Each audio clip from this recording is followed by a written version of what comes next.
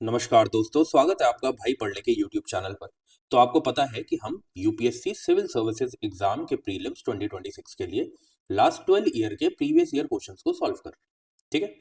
और आपको पता है कि हम रोज 15 क्वेश्चन सॉल्व करते हैं और यहाँ पे हम सिंपली से 15 क्वेश्चंस को सॉल्व करके आगे नहीं बढ़ते, बल्कि हर एक क्वेश्चन का डिटेल्ड एक्सप्लेनेशन देखते हैं। अगर उस पर्टिकुलर क्वेश्चन में कोई इंपॉर्टेंट कीवर्ड हमें मिल जाता है तो उस कीवर्ड से रिलेटेड जितना भी स्टैटिक का पोर्शन है वो कवर करते हैं, प्लस कुछ सेम ट्रिक्स देखते हैं।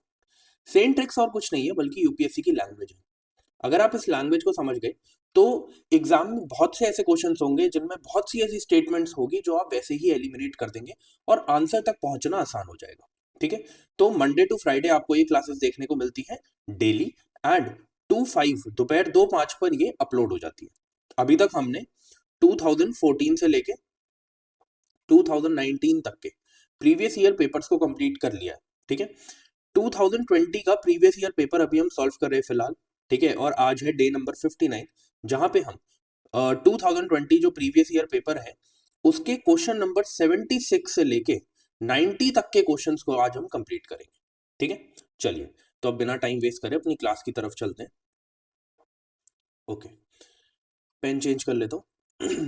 बस देखो, मैं इतनी बात बता देता हूँ आपको, अगर मेरी स्पीड आपको स्लो लगती है तो वीडियो की स्पीड को आप 1.25 या 1.5 कर लेना, ठीक है। बाकी 2020 का हम प्रीवियस ईयर पेपर कर रहे हैं और 76 से लेके 90 तक कंप्लीट करेंगे, ठीक है। अब देखो जरा, हर क्वेश्चन से पहले मैं आपको 15 सेकंड्स का ब्रेक दूंगा, ठीक है। उसमें आप क्या करेंगे, उसमें आप पढ़ेंगे स्टेटमेंट्स को, मतलब कि कोशिश करेंगे। देखो, ऐसा नहीं होगा कि मैं आपको आया, मैंने आपको बताया और आपने देखा और आप चले गए, ऐसे नहीं होगा। पहले आप खुद अटेम्प्ट करो, आपने क्या सोचा, आपने किस बेसिस पे वो आंसर किया, ये ज्यादा मैटर करता है, ठीक है। एक्सप्लेनेशन तो आप कहीं भी पढ़ सकते हैं, बट ये जो एक्सरसाइज है कि पहले क्वेश्चन को पढ़ो, उसे अपने आप सॉल्व करो, उसके बाद देखो कि वो सही है या गलत है और उसका एक्सप्लेनेशन समझो, ये राइट वे, ठीक है। तो जैसे यहां पर जो क्वेश्चन है वो स्टील स्लैग से रिलेटेड है। देखो, आज के ये जो 76 से लेकर 90 तक का आपको सेक्शन देखने को मिलेगा, ये 15 क्वेश्चंस ऐसे हैं जिसमें से मैक्सिमम क्वेश्चंस, मतलब कि 12 से 13 क्वेश्चंस इनमें ऐसे हैं जिसके आपको नंबर घर लेके जाने हैं, ऐसे क्वेश्चंस हैं। और इन क्वेश्चंस को आप एग्जाम में गलत नहीं कर सकते, क्यों? क्योंकि यही वो क्वेश्चंस है जो आपकी नेगेटिव मार्किंग जो है ना, उसे इक्वलाइज करेगा और मैं कहता हूं कि प्लस में लेके जाएगा, ठीक है। तो इसीलिए आज के एक्सप्लेनेशन को आप अच्छे से समझें कि क्यों, कैसे और क्या हमें मार्क करना है अपने आंसर को एग्जाम में, ठीक है। अब देखो, जैसे ये स्टील स्लैग दिया गया है, अब बोला गया है ये मटेरियल यूज किया जा सकता है, कैन बी। मैंने क्या बोला है आपको, जब भी ऐसे क्वेश्चन आते हैं ना, आप ये देखा करो, किसी की भी 0.0001% भी अगर पॉसिबिलिटी है होने की, तो भी आप उसे अपने आंसर में शामिल करेंगे। अगर आपको ऐसा लगता है नहीं ये तो हो ही नहीं सकता, इसकी तो वहां पे मांग ही नहीं है ऐसा कुछ, तो ही जाकर आप उसे कैंसल आउट करेंगे। और मैंने आपको क्या बोला है, जब तक 4 ऑप्शंस है ना, तब तक तो आप ये सोच सकते हो कि सारे ऑप्शन होंगे ही, लेकिन अगर 4 से ज्यादा 5 ऑप्शंस आ गए, 6 ऑप्शंस आ गए, तो थोड़ा सा सतर्क हो जाना, क्योंकि उसमें ऐसी चीजें दी होंगी जो आंसर में नहीं रहेंगी, ये आपको याद रखना है। तो ये क्वेश्चन है, 15 सेकंड दे रहा हूं, थोड़ा सोच लो, समझ लो, फिर मैं बताता हूँ क्या आंसर होगा क्या नहीं होगा, ठीक है।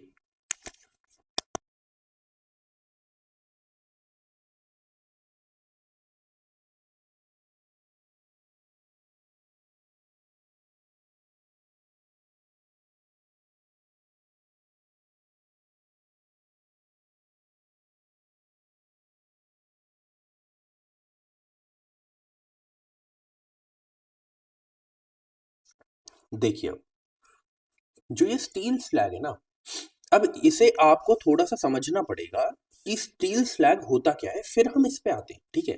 पहले हम देखते हैं ये स्टील स्लैग होता क्या है। देखिए, स्टील स्लैग क्या है, जब भी स्टील की मैन्युफैक्चरिंग होती है ना, तो आपको पता है किसी भी चीज की मैन्युफैक्चरिंग होती है तो कुछ बाय प्रोडक्ट निकलता है, कुछ ऐसा आउटपुट निकलता है जिसका यूज उधर नहीं होता, ठीक है। तो जब स्टील मैन्युफैक्चरिंग करी जाती है तो steel slag as a by product निकलता है, ठीक है। ये आपको कैसे स्ट्रक्चर में देखने को मिलेगा, ये स्टोनी स्ट्रक्चर होता है इसका, मतलब जैसे आपको पत्थर देखने को मिलते हैं ना, वैसा ये स्ट्रक्चर आपको देखने को मिलेगा। और जो इसका टेक्सचर है वो कैसा होता है, ग्लासी होता है, ये आपको याद रखना है, ठीक है। अब क्या है, जब भी स्टील मैन्युफैक्चरिंग करी जाती है तो बाय प्रोडक्ट जो निकलता है स्टील स्लैग, ये किसमें रिच होता है, इसमें क्या क्या होता है, इसमें आपको सिलिकॉन और कार्बन देखने को मिलेगा।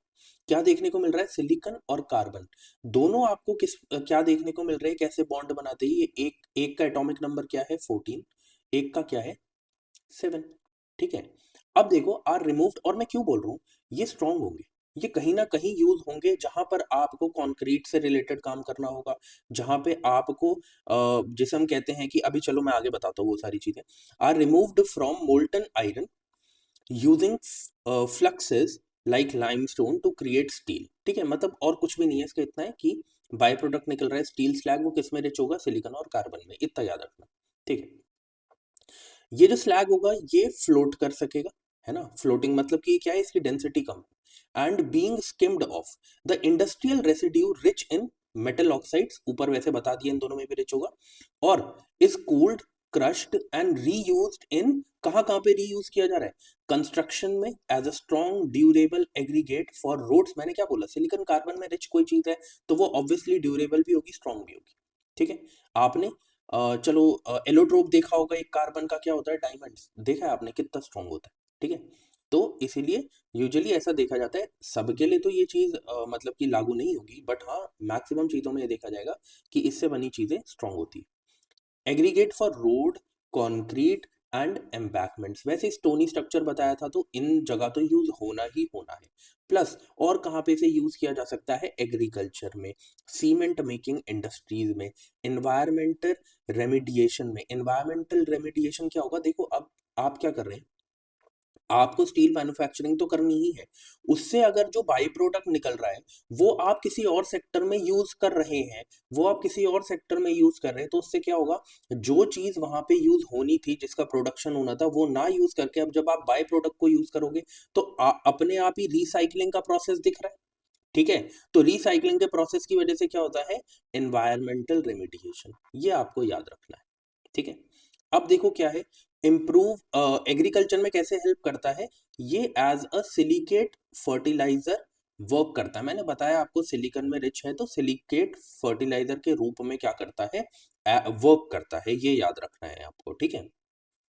अब जरा इधर आ जाओ वापस क्वेश्चन पे। कंस्ट्रक्शन ऑफ बेस रोड, मैंने बोला स्टोनी स्ट्रक्चर है तो, और स्ट्रॉन्ग है, ड्यूरेबल है, तो कंस्ट्रक्शन में तो यूज होगा। एग्रीकल्चरल सॉइल में कैसे यूज हो रहा है, अब आपको समझ में आ गया कि एज अ सिलिकेट फर्टिलाइजर इसे यूज किया जाता है एग्रीकल्चरल सॉइल में, ठीक है। सीमेंट के प्रोडक्शन में यूज होता है, बिल्कुल होता है, अभी हमने देख लिया। तो अब क्या था यहाँ पर, आप अगर आपको वो इन्फॉर्मेशन नहीं भी पता तो आप क्या करेंगे, स्टील स्लैग देखा, can be the material.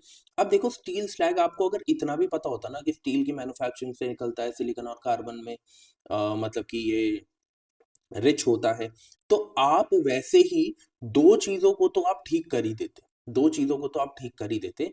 But फिर मैं वही कह रहा हूं कि जब भी ऐसी कोई चीज लिखी होती है और आपको प्योर मतलब पूरी तरीके से आप श्योर नहीं है कि ये गलत होगा, तो आप उसे सही मानेंगे ऐसे क्वेश्चंस में, ऐसे क्वेश्चंस में, इन्वायरमेंट के क्वेश्चंस में, ठीक है। और वैसे ही मैंने क्या कहा, तीन जो ये हैं ऑप्शंस दे रखे हैं, ऐसे में तीनों करेक्ट होने के चांसेस ज्यादा होते हैं।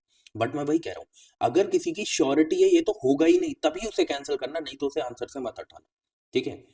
ये चीजें हैं जो यूपीएससी की लैंग्वेज को आपको समझना पड़ेगा, और जब प्रीवियस ईयर क्वेश्चन को हम कर रहे हैं तो उससे आपको ये चीजें पता भी चल रही होंगी, ठीक है।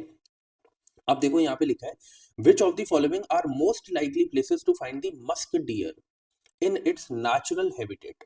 अब देखो ये क्वेश्चन ऐसा है कि डायरेक्टली करना बहुत मुश्किल है, ऐसी चीज आप स्टैटिक में नहीं पढ़ोगे, ऐसी चीज आप करंट अफेयर्स में नहीं पढ़ोगे, तो ऐसे क्वेश्चंस किए कैसे जाएंगे, ठीक है। अब इसके पास आपके पास दो ऑप्शन होते हैं, या तो अगर आपको कोई कनेक्शन दिख रहा है तो आप उस कनेक्शन को यूज करो, और उसके बाद क्या करो, उसके बाद उसे सॉल्व करो। अगर आपको कोई कनेक्शन नहीं दिख रहा तो आप उसे छोड़ सकते हैं, क्योंकि मैंने आपको क्या बताया, 50% से कम कट ऑफ जाती है। 100 क्वेश्चन में से 8 से 10 ऐसे क्वेश्चन होंगे जो आपको सेंस नहीं बनाएंगे, जो आपको लगेगा नहीं भाई मैं ये नहीं कर सकता, उसे आप छोड़ देना, वो आपके नेगेटिव मार्किंग में जाएंगे, और उनमें से ये क्वेश्चन है। बट इसमें एक चीज है, जो जिसने पकड़ ली वो इसको सॉल्व कर देगा, नहीं तो इसको सॉल्व करना नॉलेज से तो पॉसिबल नहीं है। ठीक है, चलिए तो आपके पास क्या है, आपके पास 15 सेकंड है, सोच लो, उसके बाद मैं बताता हूँ क्या सही है क्या गलत है।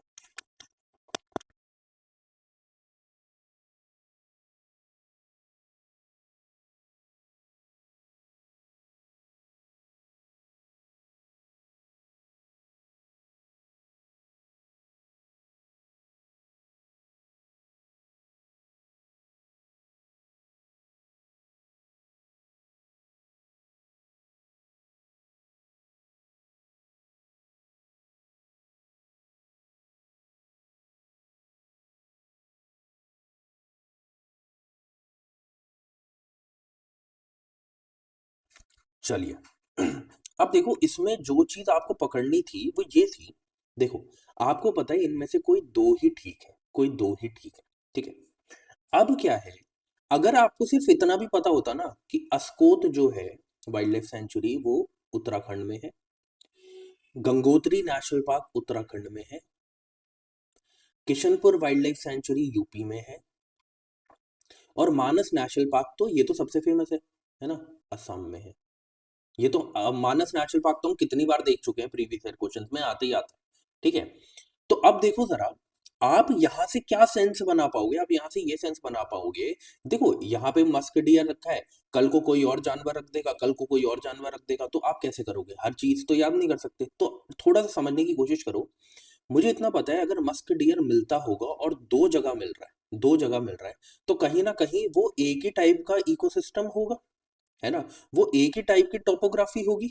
तो मैंने क्या देखा, जब दो ऑप्शंस मुझे एक ही स्टेट में देखने को मिल रहे हैं तो उनके होने की पॉसिबिलिटी ज्यादा है, रादर देन एक यूपी में एक असम में। यहाँ की टोपोग्राफी में डिफरेंस है, ठीक है, यहाँ के क्लाइमेट में डिफरेंस है। पर अगर उत्तराखंड की ही दो, आपको एक वाइल्ड लाइफ सेंचुरी एक नेशनल पार्क दिया गया है, तो इसके होने के चांसेस क्या है, ज्यादा है। तो इसीलिए जब आप राइट आंसर की तरफ जाएंगे देखने, तो आपको पता चलेगा हाँ जी यही सही आंसर, ठीक है। तो मैं कह रहा हूं इसको नहीं कर सकते थे नॉलेज से, बट अगर आप इतना दिमाग लगाते जो मैंने अभी लगाया है, और आपको बस इतना पता होता है इनकी लोकेशन क्या है, तो आप इसे सॉल्व कर सकते थे, ठीक है। आगे बढ़ते, देखो अब क्या है, यहाँ पे आगे पांच ऑप्शंस, मैंने आपको क्या कहा, पांच ऑप्शंस का ठीक होना मुश्किल होता है, और वैसे भी आपको यहाँ सॉरी स्टेटमेंट्स का ठीक होना लगातार मुश्किल होता है। पर देखो यहाँ पे ऑप्शंस ही ऐसे दिए हैं जिसमें बोल दिया है कि भाई सारे ठीक नहीं है, ठीक है।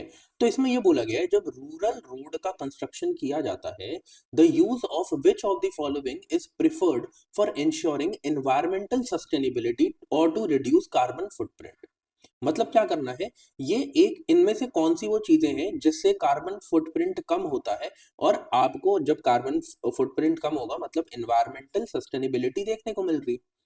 तो अब थोड़ा सा सोचना, ठीक है, क्योंकि बात ये है कि जब भी आप देखेंगे कोई चीज, जैसे स्लैग आ गया, स्लैग से अब आपको ऊपर हमने स्टील स्लैग समझ लिया, तो कॉपर स्लैग आपको समझ में आ गया कि कोई बाय प्रोडक्ट है, और जब बाय प्रोडक्ट है और उसे आप कहीं यूज कर रहे हैं, तो वो तो कार्बन फुटप्रिंट कम छोड़ेगा, एनवायरमेंटल सस्टेनेबिलिटी की तरफ जाएगा। तो आपको ये बात तो समझ आ गई कि फर्स्ट जो है वो तो हमारे ऑप्शन में होना चाहिए, ठीक है।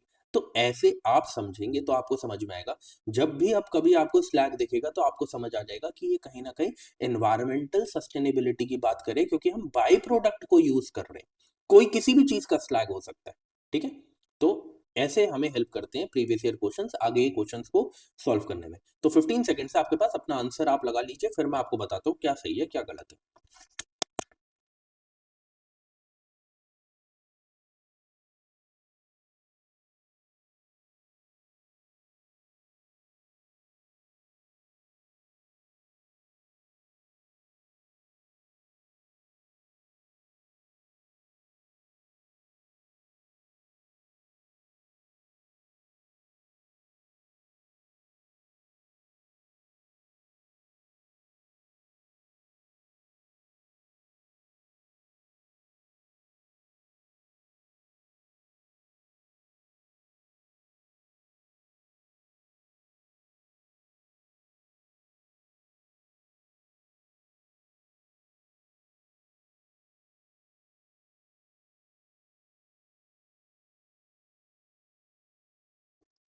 चलिए देखिए, मैं इस क्वेश्चन को कैसे सॉल्व करता अगर मैं वहां होता, देखो मैंने देखा कॉपर स्लैग है, मुझे समझ में आया स्लैग है, एनवायरमेंटल सस्टेनेबिलिटी की तरफ जा रहा है क्योंकि बाय प्रोडक्ट को यूज कर रहे हैं।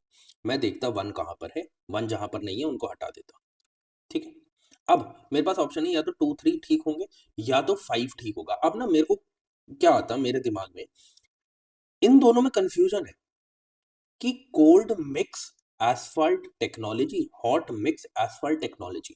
अब मैं इन दोनों में से क्या डिसाइड करूं, क्योंकि आपको देखने को मिल रहा है या तो ये ठीक होगा या तो ये ठीक होगा, है ना। दोनों एक साथ तो नहीं आ रहे कहीं भी। ठीक है, तो मुझे एक बात तो समझ में आ गई कि कुछ ना कुछ ये कोल्ड और हॉट से ही रिलेटेड है। ठीक है, अब आप देखो, जो ये हॉट मिक्स एसफाल्ट टेक्नोलॉजी है और कोल्ड मिक्स एसफाल्ट टेक्नोलॉजी है, इसमें सिर्फ इतना सा ही डिफरेंस है कि एक ठंडा एक गर्म। ठंडा गर्म करने का क्या मतलब है, अगर ज्यादा एनर्जी यूज करोगे तभी किसी चीज को हॉट कर पाओगे, और अगर किसी पर कम एनर्जी यूज हो रही है तो वो कोल्ड रहेगा। यही डिफरेंस हो सकता है अगर मैं कॉमन सेंस भी लगाने की कोशिश करूं। तो यही असली डिफरेंस है कि जो कोल्ड मिक्स एसफॉल्ट टेक्नोलॉजी है उसमें हम यूज क्या करते हैं, use low temperature, low temperature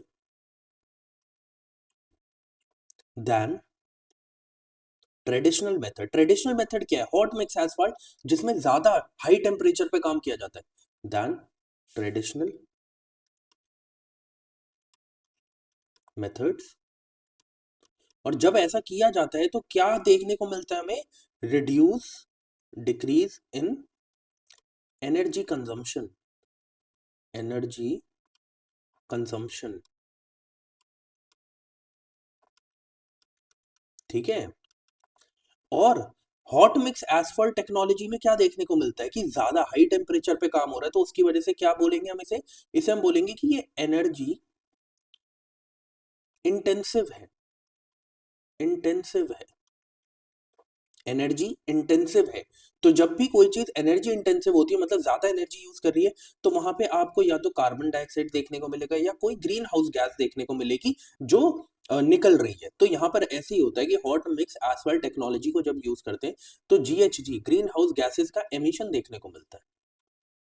ठीक है, वहीं पर पोर्टलैंड सीमेंट जो है, पोर्टलैंड सीमेंट जो है, इसमें हमें बहुत ज्यादा कार्बन फुटप्रिंट देखने को मिलता है, क्योंकि ये भी बहुत ज्यादा एनर्जी इंटेंसिव होता है, एनर्जी इंटेंसिव होता है। प्लस यहाँ पे कार्बन डाइऑक्साइड बहुत ज्यादा, मतलब कार्बन फुटप्रिंट बहुत ज्यादा है, कार्बन डाइऑक्साइड निकलती है। तो अब ना क्या है, देखो, ये जो ऑप्शंस है ये आगे आने वाले सालों में फिर देखने को मिलेंगे आपको कहीं ना कहीं। तो आपको अब समझ लेना है कि क्या कौन सा जो ऑप्शन है उसका मतलब क्या है और वो क्या चीज है। ठीक है, तो अब मुझे ये समझ में आ गया 4 5 मेरे आंसर में नहीं होने चाहिए। तो मैं अपने आप ही आंसर तक पहुंच गया। ठीक है, कि क्या है 1 2 3। तो बस मुझे कोल्ड और हॉट में ये निकालना था, ये इसका मतलब कि क्रक्स निकालना था कि कोल्ड का मतलब होगा कि लो टेम्परेचर पे किसी चीज को मतलब कि यूज किया जा रहा है, और हॉट को हाई टेम्परेचर पे और उसके लिए एनर्जी कंजम्पशन कम लगेगी, यहाँ पे एनर्जी कंजम्पशन ज्यादा होगी। बस इतना समझना था और क्वेश्चन सॉल्व हो जाता। तो मैं इसलिए कहता हूँ किसी क्वेश्चन पे फंस जाओ तो ये छोटी छोटी चीजें जो है ना, ये आप अपने दिमाग में डाला करो, ये आप अपने दिमाग में डाला करो। ठीक है, तो शायद आप क्वेश्चंस को इजीली सॉल्व कर पाओ। और ये चीज एक दिन में नहीं आती, 2 दिन में नहीं आती, एक महीने में नहीं आती। इस सीरीज को चलाने का मतलब ही ये कि धीरे धीरे सीखो, हर एक दिन एक नई चीज सीखो और उसको यूज करने की कोशिश करो। ठीक है, क्योंकि मैं फिर से कह रहा हूं ये क्लासेस उनके लिए बिल्कुल नहीं है जो लास्ट के 2 महीने में क्लासेस ले रहे हैं। ठीक है, ये सिर्फ क्लासेस उनके लिए है जो बहुत सीरियस हैं और जो पहले से चीजों को पढ़ रहे हैं और समझने की कोशिश कर रहे हैं। ठीक है, आगे बढ़ते हैं। अब देखो, इन्वायरमेंट के बहुत क्वेश्चन देखने को मिल रहे हैं ना। फिर से कहूंगा, 3 स्टेटमेंट वाला क्वेश्चन है। इन्वायरमेंट के क्वेश्चन आते हैं जब तक कोई चीज बहुत ज्यादा आपको ऐसा ना लगे कि ये तो एक्सट्रीम बना दी गई है, ये तो एकदम गलत ही होगी, इसके होने के तो चांसेस ही नहीं है, आप उसे प्लीज ठीक मानना, आप उसे प्लीज ठीक मानना। इन्वायरमेंट के क्वेश्चंस को थोड़ा नॉलेज और थोड़े एप्टीट्यूड से सॉल्व किया जा सकता है। ठीक है, तो 79th क्वेश्चन है आपका। अब आप क्या करेंगे, 15 सेकंड आपके पास, सोच लो समझ लो, फिर मैं बताता हूँ क्या सही है क्या गलत है। ठीक है।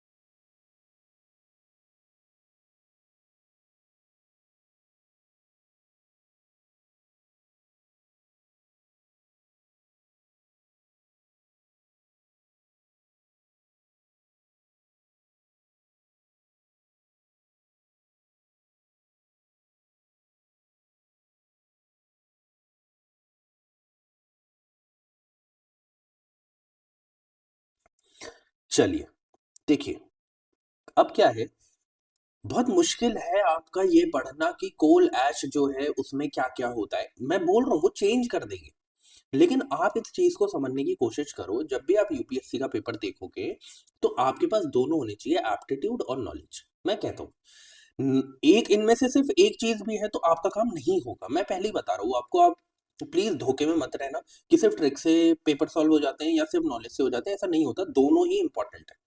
ठीक है, और यही मैं आपको बताने आया हूँ।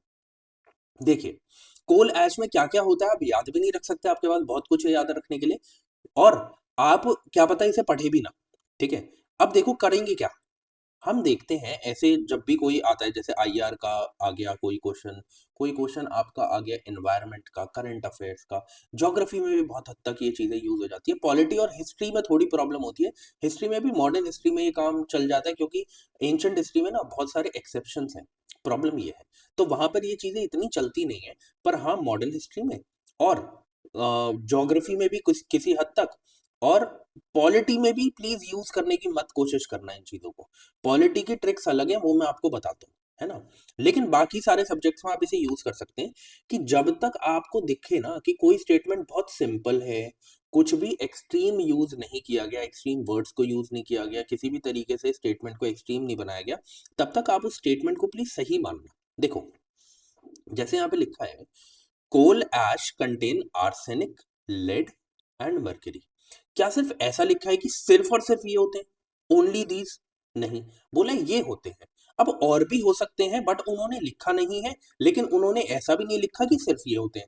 तो ये जो स्टेटमेंट्स होती है वो ठीक होती है। कोल ऐश में बिल्कुल आपको आर्सेनिक, लेड और मर्क्यूरी देखने को मिलेगा। उसके बाद आप आइए, coal fired power plants release sulphur dioxide and oxides of nitrogen into environment. अब देखो, आपको नहीं पता, मैं मान रहा हूं, ठीक है, मैंने मान लिया आपको नहीं पता, लेकिन क्या ये लिखा है कि सिर्फ यही रिलीज होते हैं, सिर्फ यही रिलीज होते हैं? नहीं, ऐसा तो कुछ नहीं लिखा। हमें पता है कि सल्फर डाइऑक्साइड एक पॉल्यूटेंट है, हमें पता है ऑक्साइड्स ऑफ नाइट्रोजन जो है, जैसे नाइट्रोजन डाइऑक्साइड हो गया, है ना, और जितने भी मतलब कि ऑक्साइड्स हैं नाइट्रोजन के, ये सारे क्या है, ये पॉल्यूटेंट्स है। और हमें पता है कि जब भी कोल को फायर किया जाता है तो ये सारी चीजें निकलती हैं, तो ऑब्वियसली यहाँ के जो पावर प्लांट्स है उनमें से ये चीज देखने को मिलेगी, ये पॉल्यूटेंट्स देखने को मिलेंगे। पर फिर भी अगर आपको नहीं पता, आप नॉलेज से नहीं कर पा रहे, तो आप ये सोचो, क्या यहाँ पे लिखा है कि सिर्फ यही रिलीज होते हैं? ऐसा तो कहीं नहीं लिखा। तो ये, अगर ऑक्साइड ऑफ नाइट्रोजन 0.0000001% भी अगर निकला तो, और इन्होंने स्टेटमेंट को गलत कर दिया, तो फिर तो दिक्कत हो जाएगी। तो इसीलिए ये कभी ऐसा क्वेश्चन बनाएंगे ही नहीं जिसके गलत होने के चांसेस हो। इसलिए याद रखो, तभी ये बोला जाता है कि जो एक्सट्रीम वर्ड्स हैं और वो पूरी स्टेटमेंट को अगर एक्सट्रीम बना रहे हैं, याद रखना, पूरी स्टेटमेंट को अगर एक्सट्रीम बना रहे हैं तो ही वो गलत होता है। ठीक है, अब देखो यहाँ पे लिखा है कि रिलीज करते हैं ये और ये, बट ये नहीं लिखा सिर्फ ये और ये, तो स्टेटमेंट को सिंपल ही रखा गया, तो आप भी उसे ठीक मानिए। ठीक है, फिर है ये जो लास्ट है, ये आप सिर्फ और सिर्फ नॉलेज से कर सकते हैं। क्यों? यहां पर हाई ऐश की जगह मतलब कि लेस ऐश भी लिखा हो सकता था, बट आपको पता है कि इंडियन कोल जो है वो टॉप नॉच तो नहीं है। इंडियन कोल अगर टॉप नॉच होता तो हमें बाहर से इंपोर्ट करने की जरूरत नहीं पड़ती, जो हम करते हैं। ठीक है, तो आपको ये पता होगा कि जो हमारा इंडियन कोल है वो, उसमें कार्बन कंटेंट कम है, और आपको थोड़ा ज्यादा क्या देख, एंथ्रासाइट जो है, देखो मैं बताता हूँ, बहुत टाइप के कोल होते हैं जिसमें से एंथ्रासाइट है। ठीक है, एंथ्रासाइट, एंथ्रासाइट कोल में आपको क्या देखने को मिलेगा, इसमें ना हाई कंटेंट होता है कार्बन का, और लो कंटेंट होता है किसका, लो कंटेंट होता है मॉइस्चर का, लो कंटेंट होता है मॉइस्चर का। तो ऐसे, ऐसा जो कोल होता है, जो एंथ्रासाइट कोल होता है, ये सबसे हाई क्वालिटी का कोल होता है, और ये इंडिया में इतना नहीं मिलता। इंडिया में आपको देखने को मिलेगा बिट्यूमिनियस, जहां पर आपको क्या देखने को मिलेगा, कार्बन का कंटेंट थोड़ा कम होता है और मॉइस्चर थोड़ा ज्यादा होता है, मॉइस्चर थोड़ा ज्यादा होता है, किससे, एंथ्रासाइट से। तो उसमें हमें क्या देखने को मिलता है, जब हम उसे बर्न करते हैं तो उसमें हाई ऐश कंटेंट हमें देखने को मिलता है, उसमें हमें हाई ऐश कंटेंट देखने को मिलता है। तो ये बात एकदम ठीक है। तो दो चीजें आप एप्टीट्यूड से सॉल्व कर सकते थे, बट लास्ट चीज के लिए आपको थोड़ा सा नॉलेज चाहिए, जो बहुत ही बेसिक नॉलेज है, जो आप ज्योग्राफी में पढ़ते हैं। ठीक है, तो इसलिए 1 2 3 तीनों करेक्ट है। तो इसलिए कह रहा हूँ दोनों चीजें इंपॉर्टेंट है, एप्टीट्यूड भी आपका, ठीक है, जो आपको लैंग्वेज समझ में आनी चाहिए, और साथ ही साथ नॉलेज। अब देखो, ये है बायोचार इन फार्मिंग। कहाँ पर यूज किया जाता है, कहाँ पे नहीं किया जाता है, मैं फिर से बोल रहा हूँ, प्लीज। एनवायरनमेंट का क्वेश्चन है, देखना कुछ एक्स्ट्रा समझाने की कोशिश तो नहीं करी है। प्लस क्या देखना है आपको, और मैं ना इंग्लिश को भी थोड़ा इजीली आपको समझाने की कोशिश करूंगा यहाँ पे, कि जब ऐसे कॉमा वाली चीजें होती है तो आप इसको कैसे पढ़ सकते हैं जो आपको इजीली समझ में आ जाए।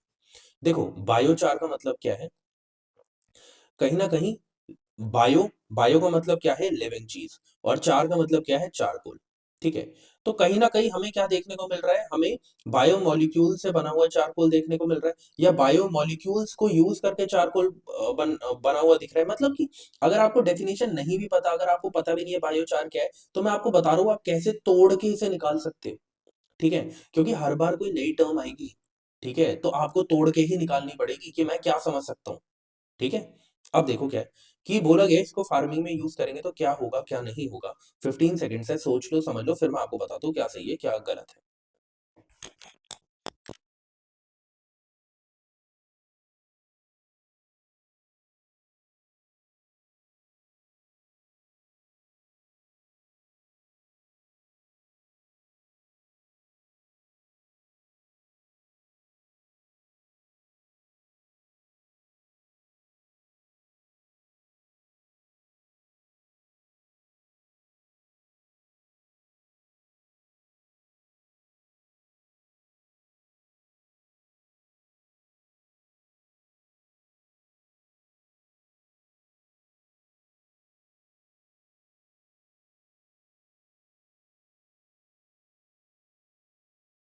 चलिए, ओके। अब देखो यहाँ पे क्या लिखा है, मैंने फिर से बोला, अगर सिंपल चीज होगी हम उसे गलत नहीं मानेंगे, अगर कुछ एक्सट्रीमिटीज दे रखी होंगी, कुछ एक्सट्रीम लग रहा होगा स्टेटमेंट में, तो ही हम उसे हटाने की सोचेंगे। ठीक है, अब देखो, बोला गया है biochar can be used as a part of growing medium in vertical farming. अब देखो क्या है, can be used as a part, as a part, ये नहीं बोला कि पूरा का पूरा बायोचार यूज किया जा रहा है, सिर्फ बोला as a part of growing the medium in vertical farming. बहुत सिंपल स्टेटमेंट है, कुछ नहीं दिया एक्स्ट्रा, कुछ नहीं दिया एक्स्ट्रा। सही मानो, when biochar is a part of growing medium, ठीक है, जब बायोचार पार्ट है ग्रोइंग मीडियम का, इट प्रमोट्स द ग्रोथ, जब भी ग्रोइंग मीडियम का पार्ट है तो ग्रोथ को ही तो करेगा ना promote, of nitrogen fixing micro organisms. आपको पता है कि नाइट्रोजन फिक्सिंग माइक्रो ऑर्गेनिजम्स जो है वो क्या करते हैं, वो हेल्प करते हैं प्लांट ग्रोथ में। तो जब भी बायोचार पार्ट होगा ग्रोइंग मीडियम का, तो क्या किया जाएगा, ऑब्वियसली वो ग्रोथ में हेल्प करेगा, और ग्रोथ में हेल्प करने के लिए वो क्या करता है, वो प्रमोट करता है the growth of nitrogen fixing micro organisms. ठीक है, कुछ बहुत गलत नहीं है, कुछ बहुत एक्सट्रीम नहीं है, समझने की कोशिश करो, बहुत सिंपल स्टेटमेंट्स है। When biochar is a part of growing medium, it enables the growing medium to retain water for longer time. अब देखो, नाइट्रोजन फिक्सिंग माइक्रो ऑर्गेनिजम्स की ग्रोथ में हेल्प करेगा, उसके लिए आपको कैसा चाहिए, आपको ह्यूमस ज्यादा चाहिए। ठीक है, और आपको क्या चाहिए, आपको जो सॉइल की वाटर होल्डिंग कैपेसिटी है वो ज्यादा चाहिए। ठीक है, हम इससे यही समझ सकते हैं ना, अगर नाइट्रोजन फिक्सिंग माइक्रो ऑर्गेनिजम्स वहां ज्यादा है तो ये चीजें वहां पे होंगी। और अगर ये इसके ग्रोथ में हेल्प कर रहा है नाइट्रोजन फिक्सिंग ऑर्गेनिजम्स के, तो ऑब्वियसली वहां पे आपको दिखेगा कि वाटर होल्डिंग कैपेसिटी ज्यादा होगी सॉइल की। तो यही बोला गया, when biochar is a part of growing medium, it enables the growing medium to retain the water for longer time. इसमें कुछ गलत तो नहीं लग रहा, ना ही इसमें कुछ एक्सट्रीम दिया है, तो मैंने आपको बोला है आप तभी उसे हटाना प्लीज जब उसमें कुछ एक्सट्रीम दिया हो। बट प्लीज इन चीजों को हिस्ट्री में, ठीक है, हिस्ट्री में और पॉलिटी में मत लगाना। ठीक है, हिस्ट्री और पॉलिटी में प्लीज मत लगाना। मैं बोल रहा हूँ आपको बार बार, वहां इन्हें यूज मत करना कि सिंपल स्टेटमेंट दी ठीक मार दिया, एक एक वर्ड भी उसमें गलत दे दिया तो पूरी स्टेटमेंट गलत हो जाती है। वहां इन्हें यूज मत करना, इन्हें बाकी सब्जेक्ट्स के लिए यूज कर लो। ठीक है, तो यस दिस इज करेक्ट। ठीक है, अब देखो जरा, बायोचार जो है वो है क्या। A stable carbon rich charcoal like substance made of biomass. मैंने क्या बोला, कहीं ना कहीं हमें कुछ बायो से ही रिलेटेड दिख रहा होगा, बायो से रिलेटेड दिख रहा होगा। मैं बोल रहा हूं अगर आपको पूरी डेफिनेशन नहीं भी पता है तो भी आप तोड़ने की कोशिश तो करो। ठीक है, अब मैं आपको वहां पे डेफिनेशन बता देता, मुझे तो याद है। ठीक है, क्योंकि मैं तो क्वेश्चन पढ़ के आ रहा हूँ, ठीक है, और फिर आपको करवा रहा हूँ, तो मुझे तो याद है, पर मैं आपको बता रहा हूँ आपको कैसे तोड़ना है।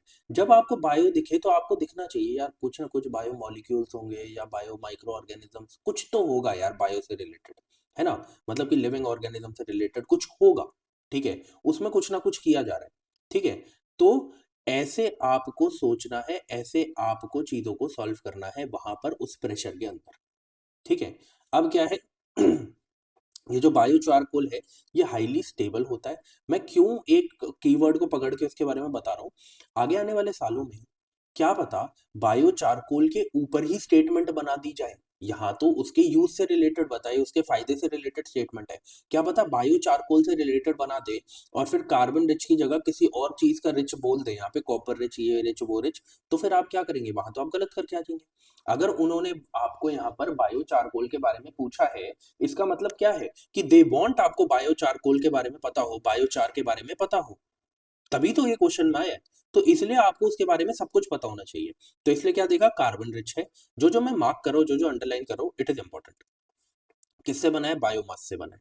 किससे बना है, बायोमास से बना है। जैसे कि क्रॉप का रेसिड्यू हो गया है ना, जब क्रॉप की कटाई होती है, जब उसके बाद जो चीज बच जाती है उसे क्रॉप रेसिड्यू बोलते हैं। मेन्योर हो गया, है ना, मेन्योर तो आपको पता ही होगा, बहुत सिंपल सी चीज है। हाईली स्टेबल होता है, डीकॉम्पोजिशन को रेजिस्ट करता है, क्या करता है, resist decomposition, locking carbon in the soil for centuries. तो कार्बन को अगर ये क्या कर रहा है, कार्बन को अगर सॉइल में रख रहा है, इसका मतलब क्या है, कार्बन जो कार्बन सीक्वेस्ट्रेशन है उसमें हेल्प कर रहा है ना, कार्बन को होल्ड करने में हेल्प कर रहा है, ये तो बड़ी अच्छी बात है यार, ठीक है। वैसे कार्बन डाइऑक्साइड इतनी ज्यादा बढ़ रही है, ठीक है, तो हमें तो कार्बन सीक्वेस्ट्रेशन के लिए इसे यूज कर सकते हैं, है ना, तो इसीलिए इसका यूज भी किया जाता है। एग्रीकल्चरल बेनिफिट्स क्या हैं इसके, कि इंप्रूव करता है वाटर रिटेंशन को, मैंने बोला था वाटर होल्डिंग कैपेसिटी बढ़ाता है, एयरेनेशन बढ़ाता है, मतलब कि जो एयर है वो अब ज्यादा आपको सॉइल में देखने को मिलेगी, उससे क्या हेल्प होता है, उससे प्लांट की ग्रोथ में हेल्प होता है। एंड माइक्रोबियल एक्टिविटी बढ़ जाती है, माइक्रोबियल एक्टिविटी बढ़ने का क्या है, जो ये माइक्रो ऑर्गेनिजम्स है वो इंक्रीज हो जाते हैं सॉइल में, ठीक है। फर्टिलाइजर की एफिशिएंसी क्या है, देखो, अब जब इन्होंने इसकी बायोचार की हेल्प से, हमने सेकंड स्टेटमेंट में देखा, nitrogen fixing micro organisms increase हो रहे हैं, तो अब आपको फर्टिलाइजर्स की इतनी जरूरत नहीं पड़ेगी, क्योंकि वो जो माइक्रो ऑर्गेनिजम्स है वही नाइट्रोजन को सॉइल में नेचुरली प्रोवाइड करेंगे, तो अब आपको नाइट्रोजन से भरे हुए फर्टिलाइजर्स को यूज करना नहीं पड़ेगा, ठीक है। तो यही बोला है कि ये रिड्यूस कर देते हैं जो आपकी नीड होती है नाइट्रोजन फर्टिलाइजर्स की 10 से 20% तक, ठीक है। इससे क्या होगा, फार्मर्स को फायदा भी होगा, उनको कम यूज करना पड़ेगा फर्टिलाइजर्स को, ठीक है। अब देखो यील्ड क्या होती है, बूस्ट क्रॉप यील्ड, मतलब बायोचार को यूज करोगे तो क्रॉप जो मतलब कि मुनाफा आपको देखने को मिलेगा प्रोडक्शन में वो ज्यादा होगा, ठीक है। इन्वायरमेंटल एंड क्लाइमेट बेनिफिट्स क्या होगा, मैंने वही बोला कि कार्बन सीक्वेस्ट्रेशन देखने को मिलेगा, जब कार्बन जो है सॉइल में उसको ये होल्ड करेगा या लॉक करेगा सेंचुरीज तक, तो उससे क्या होगा, कार्बन सीक्वेस्ट्रेशन देखने को मिलेगा। तो ये क्या देखने को मिल रहा है, it acts as a long term carbon sink, 100 से 1000 ईयर्स तक ये कार्बन को होल्ड कर सकता है। अब देखो कितना अच्छा क्वेश्चन बनेगा, अगर कार्बन सीक्वेस्ट्रेशन से रिलेटेड कोई क्वेश्चन आता है और किसी ऑप्शन में बायोचार का जिक्र हो जाता है, तो अब आपको पता होगा ना कि बायोचार तो हेल्प करता है कार्बन सीक्वेस्ट्रेशन में, समझे। वेस्ट के मैनेजमेंट में हेल्प करेगा, ठीक है। ग्रीन हाउस गैसेस जो है उनके जो एमिशन है उसमें रिडक्शन देखने को मिलेगा, क्योंकि ऑब्वियसली जब नाइट्रोजन डाइऑक्साइड का एमिशन कम हो रहा है तो वो एक टाइप की जीएचजी है, जब उसका रिडक्शन कम हो रहा है तो ओ सॉरी एमिशन कम हो रहा है तो ऑब्वियसली जीएचजी के एमिशन में भी हमें रिडक्शन देखने को मिलेगा, ठीक है। फिर एनर्जी एंड इंडस्ट्री में कैसे यूज होता है, एज अ रिन्यूएबल एनर्जी भी इसे हम यूज कर सकते हैं, सिन गैस पता ही होगा आपको, है ना, और बायो ऑयल के तौर पे यूज किया कर सकते हैं। कंस्ट्रक्शन में बायोचार को यूज किया जा सकता है, वेस्ट वाटर मैनेजमेंट में इसे यूज किया जा सकता है, ठीक है। तो लो कॉस्ट एब्जॉर्बेंट की तरह भी इसे यूज किया जाता है पॉल्यूटेड वाटर में से जो पॉल्यूटेंट्स है उन्हें निकालने के लिए। तो ये सारे इसके यूज हैं, प्लीज बायोचार को अच्छे से पढ़ लेना, ओके। आगे बढ़ते हैं। अब देखो ये क्वेश्चन है, वाइल्ड लाइफ प्रोटेक्शन एक्ट से रिलेटेड 1972 में। उस टाइम के हिसाब से this question was important, but आज के हिसाब से क्वेश्चन इंपॉर्टेंट भी नहीं है और रेलेवेंट भी नहीं है। क्यों? क्योंकि आपको पता है कि पहले वाइल्ड लाइफ प्रोटेक्शन एक्ट 1972 में ओरिजिनली 6 शेड्यूल हुआ करते थे, उसमें से ही 6th शेड्यूल के बारे में इन्होंने पूछ लिया। बट अब जो है 2022 में अमेंडमेंट हो जाता है, 2022 में अमेंडमेंट हो जाता है, और उसके बाद अब 6 से कम होकर कितने बच गए? 4 शेड्यूल बच गए हैं, 4 शेड्यूल बच गए हैं। तो अब बहुत ज्यादा पॉसिबिलिटी है कि directly wild life protection act से क्वेश्चन पूछा जा सकता है। ठीक है, तो अभी के लिए मैं आपको बता देता हूँ, उस टाइम पर जब ये क्वेश्चन था तब 6 शेड्यूल थे, और जो छठा शेड्यूल था वो किसके लिए यूज किया जाता था? A license is required to cultivate the plant. But अब छठा शेड्यूल नहीं है, अब जो 4 शेड्यूल है उसके बारे में हम पढ़ लेते हैं। ठीक है, आओ जरा अब देखो, सबसे पहले ऑब्जेक्टिव देखते हैं, कोई वाइल्ड लाइफ प्रोटेक्शन एक्ट, उससे ही समझ में आ गया कि वाइल्ड लाइफ का प्रोटेक्शन करना है, तो वही लिखा है। वाइल्ड लाइफ में क्या क्या आता है? फ्लोरा एंड फाउना, तो उनके कंजर्वेशन से रिलेटेड काम करना है। जो हंटिंग करी जाती है, पोचिंग करी जाती है और इलीगल ट्रेड किया जाता है एनिमल्स का, उसको रोकना है। ठीक है, इलीगल ट्रेड किसका भी किया जा सकता है? फ्लोरा का भी किया जा सकता है, प्लांट्स और ट्रीज का भी किया जा सकता है, उसे भी रोकना है। फिर यही यहाँ पे लिखा है कि ओरिजिनली आपको 6 शेड्यूल देखने को मिलते थे। ठीक है, ओरिजिनली आपको 6 शेड्यूल देखने को मिलते थे, बट 2022 में हो जाता है अमेंडमेंट, और उसके बाद आपको देखने को मिलता है कि ये जो 5th शेड्यूल था इसको रिमूव कर दिया जाता है। प्लीज इसे याद रखना, मैंने हाईलाइट भी किया है और आपको याद रखना है। 5th शेड्यूल जो वर्मिन से रिलेटेड था, ठीक है, वर्मिन से रिलेटेड एक क्वेश्चन आया था 2 साल पहले, इसमें 2020 से 2 साल पहले, तब मैंने आपको बताया था शेड्यूल 5 में, पर मैंने तब आपको ये बताया था इसे रिमूव कर दिया गया न्यू अमेंडमेंट में। ठीक है, अभी नए अमेंडमेंट के बाद क्या क्या हुआ मैंने आगे सब लिखा है, मैं आपको बताऊंगा। तो सबसे पहले तो क्या याद रखना है कि नए वाला जो अमेंडमेंट है उसमें शेड्यूल 5 जो है, जिसमें वर्मिन के बारे में बात करी गई थी, उन्हें हटा दिया गया है। ठीक है, अब क्या है? प्रोटेक्टेड एरियाज, जो वाइल्ड लाइफ प्रोटेक्शन एक्ट है उसके हेल्प से हम किस किस एरिया को प्रोटेक्ट करते हैं? नेशनल पार्क हो गया, सैंचुरीज हो गई, कंजर्वेशन रिजर्व्स हो गए, कम्युनिटी रिजर्व्स हो गए, टाइगर रिजर्व्स हो गए। मतलब आपको हर चीज देखने को मिल रही है कि हर चीज को कंजर्व किया जा रहा है, प्रोटेक्ट किया जा रहा है। ठीक है, अब देखिए जरा की इंस्टीट्यूशन क्या है। अगर आपको स्टेट गवर्नमेंट को एडवाइस लेनी है तो वो किससे लेगी? वाइल्ड लाइफ एडवाइजरी बोर्ड से, याद रखना, नाम में ही लिखा है। वाइल्ड लाइफ क्राइम कंट्रोल, यहाँ पे कंट्रोल किया जा रहा है, तो वाइल्ड लाइफ क्राइम्स के अगेंस्ट अगर फाइट करना है तो कौन काम में आएगी? WCCB। ठीक है, अब देखो, अब मैं आता हूं डायरेक्टली आपको ये समझाने के लिए कि नए स्केड्यूल्स में क्या क्या है, क्योंकि अब क्वेश्चन आ सकता है ना, जब 2020 में क्वेश्चन ये पूछ गया वाइल्ड लाइफ प्रोटेक्शन एक्ट में ये शेड्यूल किसके लिए, तो यार 2022 के अमेंडमेंट के बाद क्यों नहीं पूछेंगे? बिल्कुल पूछेंगे ना, इस बात को याद रखना। तो फ्रॉम 6 to 4 पहले 6 शेड्यूल हुआ करते थे, अब 4 शेड्यूल हो गए हैं। ठीक है, वर्मिन वाला जो शेड्यूल 5 है वो भी हटा दिया गया है। ठीक है, फर्स्ट शेड्यूल में क्या है? Highest animal protection, highest animal protection याद रखना है। ठीक है, इसमें लेसर एनिमल प्रोटेक्शन जो है वो रखा गया शेड्यूल 2 में। शेड्यूल 1 और शेड्यूल 2 दोनों सेम ही है, कोई डिफरेंस नहीं देखने को मिला। हमने जो पिछला वाला देखा था अमेंडमेंट से पहले उसमें भी ऐसा ही था। अब ये दोनों चेंज हो गए, 3 और 4 याद रखना। थर्ड में आ गया प्रोटेक्टेड प्लांट्स, मतलब प्लांट्स के प्रोटेक्शन से रिलेटेड बात करी गई है किसमें? शेड्यूल 3 में। और जो साइट्स है ना, आपको पता है साइट्स में अपेंडिक्स है, उन अपेंडिक्स में लिखा गया है कि ये सबसे इंपॉर्टेंट है, फिर उसके बाद इंपॉर्टेंट क्या, उसके बाद इंपॉर्टेंट क्या, उसके बाद इंपॉर्टेंट क्या है। वो जो साइट्स वाले हैं, साइट्स वाले लिस्टेड स्पेसिमेंट्स हैं, उसको शेड्यूल 4 में ऐड किया है। मतलब एक इंटरनेशनल कंजर्वेशन से रिलेटेड एक चीज है, साइट्स जो बना गया है, उसको हमने किस में यूज किया है? उसको हमने यूज किया है अपने शेड्यूल 4 में। अब इसमें जो बात करी गई है कि ट्रेड रेगुलेशंस क्या है, इंटरनेशनल ट्रेड रेगुलेशंस किससे related? In plants and animal से रिलेटेड। इसमें बोला क्या जाता है साइट्स में कि आप ट्रेड करो, पर ऐसा ट्रेड मत करो कि उन वो सस्टेनेबल ही ना रहे वो ट्रेड। मतलब कि आप सोचो कि आपने इतना एक्सप्लॉइट कर दिया किसी स्पीशीज को कि वो एक्सटिंक्ट होने के कगार पे आ गए, तो फिर आप उसका ट्रेड आगे कैसे करेंगे? तो ऐसी चीजों को बैन किया गया है। बहुत सारे ऐसे एनिमल्स हैं जिनके ट्रेड को बैन किया गया है, बहुत सारे ऐसे एनिमल्स हैं जिनके ट्रेड को रेगुलेट किया गया है। अलाउड है बट रेगुलेशंस प्रॉपर चाहिए, कि आप ऐसा मत करिए कि एक्सटिंक्ट ही कर दिया आपने वो। ठीक है। तो प्लीज इन चीजों को याद रखना कि साइट्स के जितनी भी चीजें हैं वो किस में, शेड्यूल 4 में। प्लीज इसे याद रखना, ये क्वेश्चन आ सकता है। वर्मिन जो है वो शेड्यूल 5 में था, अब एलिमिनेट कर दिया गया। ठीक है, आगे बढ़ते हैं।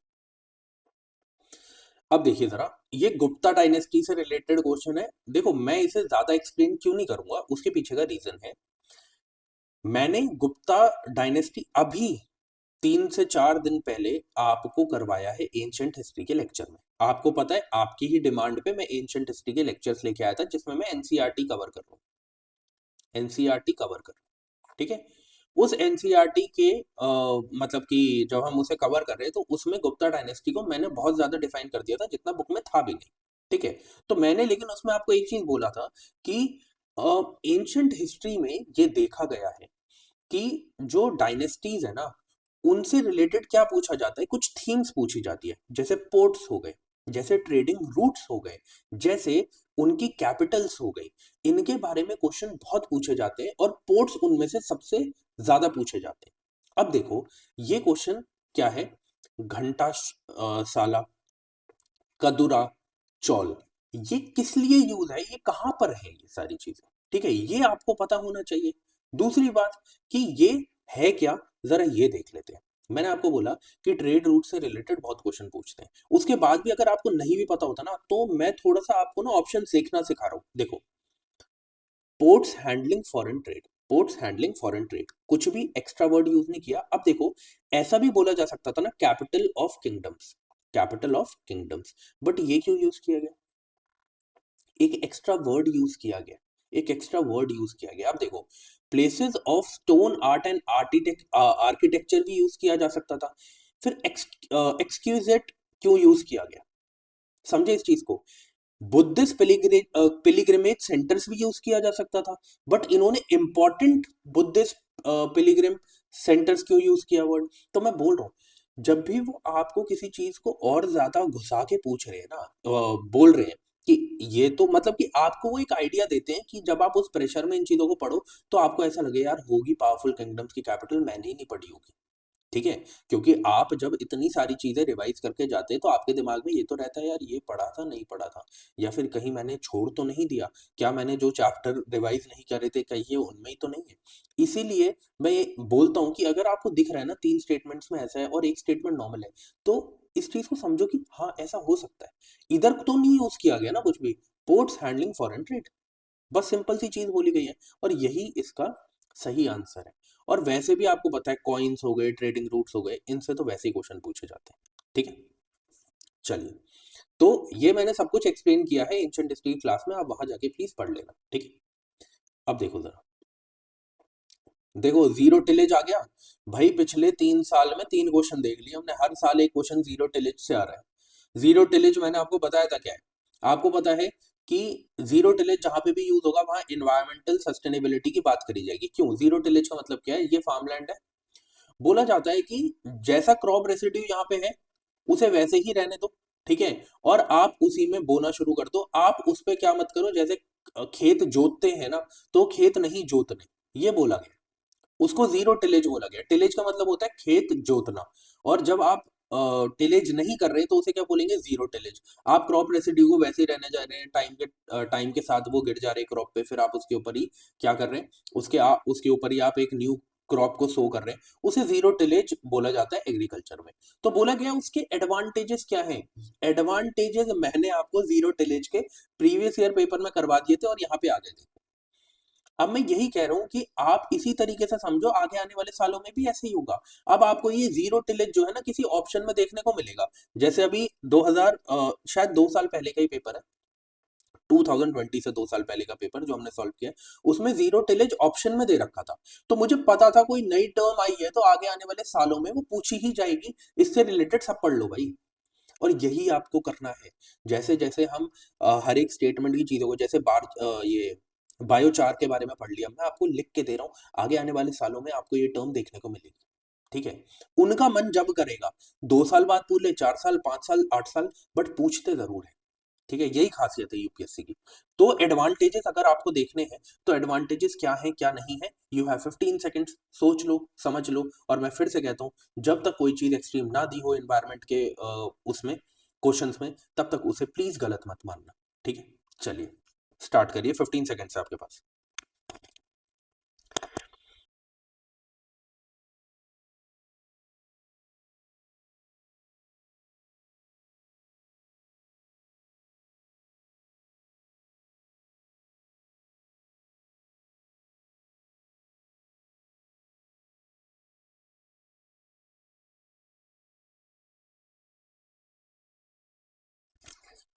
चलिए देखिए, फिर से स्टेटमेंट पढ़ने की कोशिश करते हैं। Sowing of wheat is possible, अब व्हीट की जगह कुछ भी हो सकता था, ठीक है, is possible without burning the residue of previous crop. मैंने क्या बोला, जीरो टिलेज में यही होता है, नेचुरल रहने दो, आप ऊपर से कुछ मत करो, आप क्रॉप रेसिड्यू को बर्न मत करो, कुछ मत करो, वो टाइम के साथ खुद ही गिर जाएगा और उसको आप क्रॉप के ऊपर रहने दो, और आप न्यू क्रॉप को सो करो। ये होता है जीरो टिलेज का कहना, तो ये एकदम ठीक है, मैंने आपको पहले ही समझा दिया था ये। अब बोला गया, जब देखो ऐसी स्टेटमेंट होती है ना, जब क्वेश्चन ऐसे शुरू है, without the need of nursery of rice sapling direct planting of paddy seeds in the wet oil is possible. आप इसे समझो, ये जो कॉमा से पहले होता है ना, ये एक्चुअल में बाद में होता है इंग्लिश सेंटेंस में, बट इसको इस तरीके से भी लिखा जा सकता है जो आपको हार्ड बनाने के लिए लिखा जाता है। जैसे आप इसे ऐसे पढ़ सकते हो, आप यहां से शुरू करो, direct planting of paddy seeds in the wait soil is possible without the need of for nursery of rice sapling. अब आपको पूरा सेंटेंस बनता हुआ दिख रहा है जैसे हम नॉर्मली इंग्लिश में पढ़ते हैं, ठीक है। तो यही बोला गया कि डायरेक्ट प्लांटिंग कर रहे हैं जब आप पैडी सीड्स की इन दी वेट सॉइल, वो पॉसिबल है, वो पॉसिबल है without the need for nursery of rice sapling. इसका मतलब क्या है कि आप डायरेक्टली क्या कर रहे हैं, उस राइस की सैपलिंग को सो कर रहे हैं, नर्सरी की आपको जरूरत नहीं है, ठीक है। और वैसे भी क्या लिखा है, पॉसिबल, पॉसिबल तो कुछ भी हो सकता है, पॉसिबल तो कुछ भी हो सकता है, किसी भी चीज की 0.0000000001% भी चांसेस है तो भी वो पॉसिबल है। तो ऐसी स्टेटमेंट तो वैसी गलत नहीं हो सकती। फिर जब आप जीरो टिलेज कर रहे हैं, ये किसकी तरफ जाता है, एनवायरमेंट सस्टेनेबिलिटी की तरफ एक स्टेप है।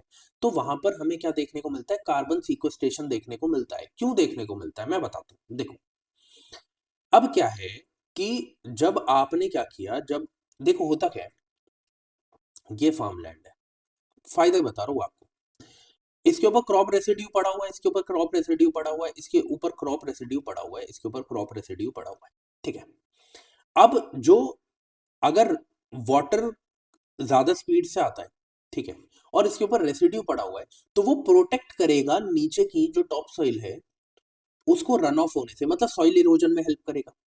उसके बाद क्या है, जब जीरो टिलेज में आपने जब खेत को नहीं जोता, तो क्या होता है कि नीचे वाली जो टॉप टॉप सॉइल है, उसकी जो नीचे वाली लेयर्स हैं, उसमें पानी जमा हुआ होता है, उसमें पानी जमा हुआ होता है, गैसेस जमा हुई होती है, ठीक है। अब क्या है कि जब आप उसमें टिलेज कर देते तो वो सारी सॉइल ऊपर आ जाती है, और उसमें से फिर वाटर लॉस देखने को मिलता है, गैसेस का लॉस देखने को मिलता है, जो कार्बन सीक्वेस्ट्रेशन टाइम के साथ हुआ है उसका लॉस देखने को मिलता है, मतलब कार्बन वापस कहाँ पहुंच जाता है, एयर में पहुंच जाता है। तो क्या हो रहा है, अब यहाँ पर हमें क्या देखने को मिल रहा है, अगर हम टिलेज नहीं करते तो वो लेयर वहीं पे है, और उसमें जो मतलब की चीजें पहले से है, जैसे वाटर है, गैसेस हैं, वो वहीं पे रहेंगी। लेकिन अगर आप टिलेज कर देंगे तो नीचे वाली सॉइल ऊपर आएगी, और जैसे ही वो कांटेक्ट में आएगी ऊपर एनवायरनमेंट के साथ, क्या होगा, वाटर का लॉस भी होगा, गैसेस का लॉस भी होगा, हर चीज का लॉस होगा। तो यही बोला गया, कार्बन सीक्वेस्ट्रेशन पॉसिबल है, वैसे ही फिर भी पॉसिबल लिखा है। तो पॉसिबल क्यों है अब आपको समझ में आ गया होगा, ठीक है। जीरो टिलेज की हेल्प से कार्बन सीक्वेस्ट्रेशन भी किया जाता है। ओके, तो 1 2 3 तीनों करेक्ट है। अब आ जाओ इधर, जीरो टिलेज मैं आपको बहुत बार समझा चुका हूं, बहुत बार समझा चुका हूं, लेकिन मैंने आपके लिए फिर से यहाँ पे ऐड कर दिया है पढ़ने के लिए, क्योंकि आपको पता है कि मेरे अंदर थोड़ा सा कीड़ा है बार बार चीजों को समझाने का, ठीक है। तो इस वजह से मैंने क्या किया, यहाँ पर मैंने आपके लिए हेल्प कर दी है, किसके लिए, थोड़ा सा चीजों को फिर से पढ़ने के लिए, ठीक है। जैसे कि यहाँ पे इन्वायरमेंटल एडवांटेजेस क्या है, सॉइल का कंजर्वेशन होता है, सॉइल की हेल्थ बनी रहती है, वाटर मैनेजमेंट होता है, वाटर मैनेजमेंट मैंने बता दिया आपको कैसे होता है, क्लाइमेट चेंज में mitigation, reduce stubble burning, stubble burning नहीं होगी तो वैसे ही कार्बन सीक्वेस्ट्रेशन हो जाएगा, क्योंकि आपको पता है कि जब भी किसी चीज को बर्न किया जाता है तो फिर क्या होता है, उसके बाद आपको जीएचजी का एमिशन देखने को मिलेगा, कार्बन डाइऑक्साइड का एमिशन देखने को मिलेगा। तो जब आप उस रेसिड्यू को वैसे ही रहने देंगे, है ना, तो क्या होगा, वैसे ही कार्बन सीक्वेस्ट्रेशन और जीएचजी का एमिशन हमें कम देखने को मिलेगा। ठीक है, तो बाकी आप इसे पढ़ सकते हैं, जीरो टिलेज को नो टिलेज भी बोलते हैं और निल टिलेज भी बोलते हैं। ठीक है, प्लीज इसे पढ़ लेना, आगे आने वाले सालों में भी पूछा जा सकता है। ठीक है, कॉन्सेप्ट है, कॉन्सेप्ट तो वापस आ सकते हैं। अब देखो फिर से ये क्वेश्चन आपको देखने को मिला, मैंने आपको बोला 5-6 ऑप्शन जब देखने को मिलते हैं बहुत कम पॉसिबिलिटी है कि सारे के सारे ठीक होंगे। ठीक है, और वैसे ही ये जो क्वेश्चन है ये है national India national policy on biofuels के ऊपर। अब देखो यहां पर ना बायोफ्यूल्स के तौर पे आप सब कुछ यूज कर सकते हो इनमें, बट बोला गया according to India national policy on biofuel, उसके हिसाब से किसको यूज कर सकते हो ये पूछा गया। अगर ये नहीं लिखा होता according to India national policy on biofuels तो सारे ऑप्शन ठीक होते, बट एक चीज लिख दी कि नेशनल पॉलिसी ऑन बायोफ्यूल्स के में जो लिखा है ना कि जिन रॉ मटेरियल को यूज किया जा सकता है उसके बारे में बताओ कि किसके बारे में लिखा है। ठीक है, तो इसीलिए क्वेश्चन टिपिकल हो गया, इसीलिए क्वेश्चन टिपिकल हो गया, ये चीज आप समझने की कोशिश करना। अब ये क्वेश्चन क्यों पूछा गया, ये जो नेशनल पॉलिसी ऑन बायोफ्यूल्स है ये 2009 में बनाई गई थी। अब 2019 में इसे 20 साल हो गए थे, तो अब क्या है कि 2019 में जैसे 20 साल हो गए हैं वो 2020 में भी पूछी जा सकती है, 19 में भी, तो 2020 में पूछ लिया। और प्लस इसको 2018 में रिवाइज भी किया गया था, रिवाइज्ड, तो इस वजह से इसके ऊपर क्वेश्चन बनना ही था। ठीक है, तो 2020 में इसके ऊपर क्वेश्चन बन गया। अब क्या है, which of the following can be used as a raw material for the production of biofuels, ये आपको बताना है। आपके पास 15 सेकंड से थोड़ा सोच लेना, सारे ऑप्शन ठीक नहीं है, पहले ही आपको बता देता हूँ। ठीक है, चलिए।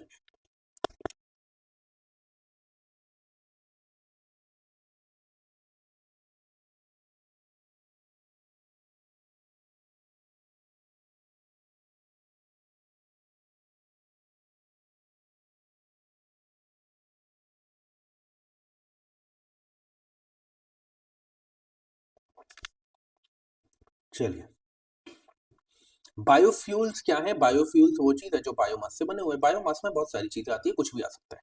अब देखो इस क्वेश्चन में कैच क्या था जो आपको पकड़ लेना था, जो आपको पकड़ लेना था वो कैच क्या था, वो कैच ये था, आप सबको अच्छे से पढ़ो। कैसावा किसी ने सुना ही नहीं होगा भाई, पहली बार सुना, कोई बात नहीं। व्हीट ग्रेन्स लिखा होना चाहिए था, डैमेज क्यों लिखा गया, डैमेज क्यों लिखा गया, इसलिए लिखा गया कि जो व्हीट ग्रेन्स डैमेज हो गए हैं, जिन्हें खाने के लिए यूज नहीं किया जा सकता, उन्हें बायोफ्यूल्स के तौर पे तो यूज किया जा सकता है। अब आपको समझ में आएगा क्या पकड़ना है। पोटैटोज लिखा जा सकता था, पर इन्होंने रॉटन पोटैटो क्यों लिखा, क्योंकि जो चीज खराब हो चुकी है वो खाने के यूज में तो नहीं है, पर बायोफ्यूल के तौर पे तो यूज कर सकते हैं। अब 2 और 5 का है, देख लो, एक ऑप्शन तो कट गया, एक ऑप्शन तो कट गया। अब आओ जरा, अब देखो आपको ये चीजें देखनी है, किसकी प्रोडक्शन बहुत ज्यादा होती है, और हम सरप्लस में जिसकी प्रोडक्शन करते हैं उसको हम बायोफ्यूल में यूज कर सकते हैं, क्योंकि जिसकी प्रोडक्शन हम वैसे ही कम कर रहे हैं, जो वैसे ही लोगों तक नहीं पहुंच रहा, उसको तो हम यूज नहीं करेंगे, सिंपल सी बात है। ठीक है, तो उसमें आपको क्या देखने को मिलेगा, एक चीज आपको यहाँ पे देखने को मिल रही है, शुगर बीट, हॉर्स ग्राम, ग्राउंडनीट और कैसाव। अब यहां पर प्रॉब्लम ये हो जाती है कि नेशनल पॉलिसी ऑन बायोफ्यूल्स में क्या लिखा है क्या नहीं लिखा है, इसे पकड़ना है, इसे पकड़ना है। तो 2 और 5 हरी जगह था, चलो कोई बात नहीं, फिर आप एक ही ऑप्शन इसमें एलिमिनेट कर सकते हो, बाकी तो आप इसे नॉलेज से ही करना पड़ेगा आपको। ठीक है, तो उस टाइम पर ये बोला गया कैसावा हो गया, डैमेज व्हीट ग्रेन्स हो गए, ठीक है, रॉटन पोटैटोज हो गए, प्लस शुगर बीट हो गया, इन्हें आप यूज कर सकते हो। देखो हॉर्स ग्राम जो है उसे तो यूज नहीं किया जा सकता, तो उसकी प्रोडक्शन ही इतनी नहीं होती और नीड भी बहुत ज्यादा है। ठीक है, ग्राउंड नट के जो सीड्स हैं, ठीक है, वो न्यूट्रिशनल बेसिस पे यूज किए जाते हैं, बट बात यही है कि वो इतना ज्यादा प्रोडक्शन नहीं है कि उसको हम बायोफ्यूल्स में यूज कर सकें। ठीक है, बस यही कैच था इसमें, और कोई कैच नहीं था। 1 2 5 6 राइट आंसर है, बाकी सब गलत है, बाकी दोनों ऑप्शन गलत है। बट हाँ, ऐसी चीजें जब आए ना तो प्लीज समझने की, थोड़ी कॉमन सेंस यूज करना। ठीक है, कॉमन सेंस भी कई बार इतनी कॉमन नहीं हो पाती है उस प्रेशर में, I know, but please use करने की कोशिश करना। ठीक है। और गलत क्वेश्चंस में टाइम वेस्ट मत करना। जो लगे ना कि यार ये उन क्वेश्चंस में से है जो मैंने कभी नहीं पढ़ा और बहुत ही मतलब कि बेहुदा क्वेश्चन है, प्लीज उस पर टाइम वेस्ट मत करना। उन पर टाइम वेस्ट करना, जैसे ये प्यारे प्यारे क्वेश्चन है, सोशल कॉस्ट ऑफ कार्बन क्या होगा, ठीक है। ये उस टाइम न्यूज में था, इस वजह से पूछा गया। और जो चीज न्यूज में होती है हम कहाँ पे करते हैं? करंट अफेयर्स में। मैं बोल रहा हूँ, अगर आप लोग कहीं और से भी करंट अफेयर्स कर रहे हैं, बहुत अच्छी बात है, आप करिए, ठीक है। बट मैं यहाँ पे जो करंट अफेयर के क्वेश्चन करवाता हूँ, मंथ के 100 क्वेश्चन करवाता हूँ।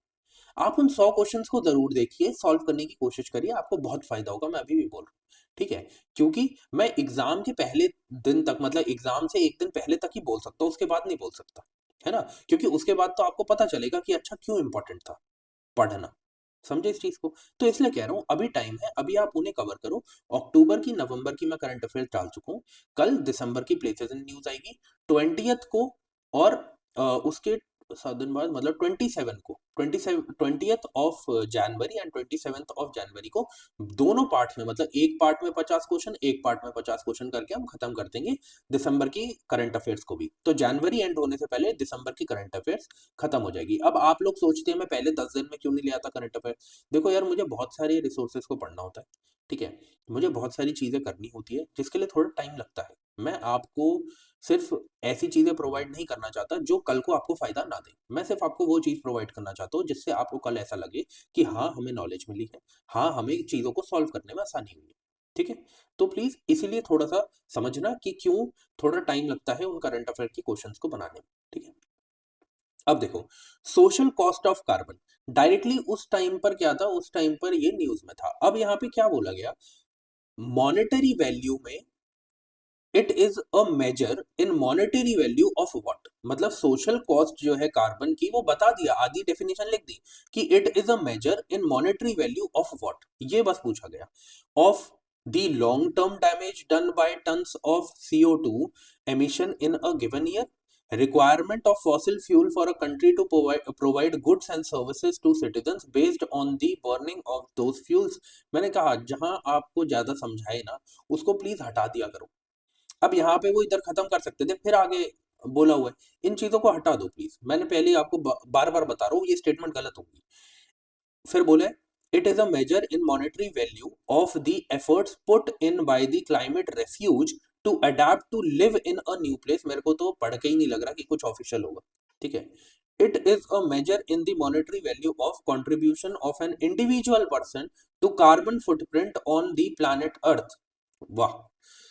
आपको ऑफिशियल क्या लग रहा है इन तीनों में से? एक ही चीज ऑफिशियल लग रही होगी, ऑप्शन नंबर ए, ठीक है। बट हाँ, एग्जाम के बाद ये बोलना बहुत आसान है क्या ऑफिशियल है क्या नहीं है। बट हाँ, मैं बस इतना बोलूंगा, करंट अफेयर्स में था इसलिए पूछा था, तो आपको पता होना चाहिए था वैसे भी कि क्या होता है क्या नहीं होता है, ठीक है। बट हाँ, थोड़ा सा जो गलत हुई है ना स्टेटमेंट, उसको पढ़ा करो। जैसे ये तो वैसे ही एलिमिनेट कर देता मैं, क्योंकि मुझे यहाँ पे दिख रहा था एक्स्ट्रा समझाने की कोशिश कर रहे हैं, यहाँ पे खत्म कर सकते थे, फिर भी आगे लिखा हुआ है ज्यादा मुझको ये मतलब कि यकीन दिलाने के लिए कि ये तो सही है, ठीक है। बट ऐसी चीजें गलत होती है। फिर उसके बाद क्या है कि मॉनेटरी वैल्यू बोलिए, किसी के एफर्ट्स को आप मॉनेटरी वैल्यू में कैसे मतलब कि लिख सकते हो, है ना, मतलब कि कैसे कंपेयर कर सकते हो। तो मैं वैसे ही समझ जाता कि यार किसी के एफर्ट्स को मॉनेटरी वैल्यू में कैसे कोई डालेगा। फिर भी दो में मुझे कंफ्यूजन होती, बट मैं ज्यादा ऑफिशियल जो लग रहा है, ठीक है, ज्यादा प्रैक्टिकल जो लग रहा है, मैं उसके साथ जाता। तो यही था मुझे जो ज्यादा ऑफिशियल लग रहा था, क्योंकि मुझे पता है कि ऐसे क्वेश्चन उठाए हैं, किसी गवर्नमेंट रिपोर्ट से उठाए होंगे, किसी इंटरनेशनल रिपोर्ट से उठाए होंगे, वहां ऐसी ही बकवास तो नहीं करेंगे। Contribution of an individual person to carbon footprint on the planet earth, on the earth भी नहीं लिखा, ऑन द प्लैनेट अर्थ। हमें तो पता ही नहीं है प्लैनेट है, ठीक है। इन चीजों को प्लीज ध्यान में रखना। ओके। अब ये क्वेश्चन जो है, थोड़ा सा डेटा बेस्ड क्वेश्चन है ये। तभी कर सकते हैं अगर नॉलेज हो, ठीक है। वैसे करना थोड़ा मुश्किल है। बोला गया है, इंडिया में जो पल्सेस का प्रोडक्शन होता है उसके हिसाब से कुछ स्टेटमेंट्स दी गई हैं, आपको देखना है क्या सही है क्या गलत है। जो भी एक्सट्रीम दिखे उठा के फेंक दो, जो भी नॉर्मल लगे वो ठीक मार दो। और जो जहां डेटा दिया हुआ है वो थोड़ा सा समझना पड़ेगा, वो तो नॉलेज से ही किया जा सकता है, ठीक है। तो मैंने तीनों स्टेटमेंट्स आपको डिफाइन कर दी हैं। अब 15 सेकंड से आपके पास, सोच लो समझ लो, फिर हम इसे सॉल्व करते हैं।